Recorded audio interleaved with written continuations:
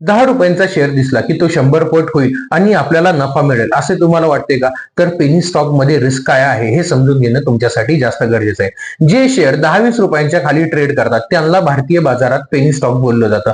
अशा कंपन्यांच्या शेअर्स मध्ये लिक्विडिटी जी आहे ती भरपूर प्रमाणात कमी राहते. पण नवीन गुंतवणूकदार जे आहेत त्यांच्यासाठी पेनी स्टॉक खूप आकर्षणाचं केंद्र होतात. का? कारण कमी पैशांमध्ये आपण जास्तीत जास्त शेअर्स विकत घेऊ आणि जेव्हा त्या शेअरची किंमत वाढेल तेव्हा आपल्याला फायदा होईल. पण जे पेनी स्टॉक असतात त्या कंपन्यांची माहिती जी आहे ती पारदर्शक नसते. तसेच याच्यामध्ये जे आहे ते अचानक चढ उतार होतात. त्याच्यामुळे छोटे गुंतवणूकदार जे आहे ते इथे अडकून पडतात. याच्यामुळे जे आहे ते रिटेल इन्व्हेस्टरला सर्वात जास्त नुकसान होते.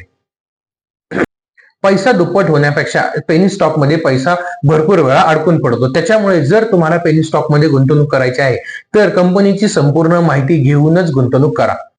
शेअर स्वस्त असला तरी तुमचा वेळ, पैसा आणि मेहनत ही जास्त महागडी आहे. त्याच्यामुळे जपून गुंतवणूक करा.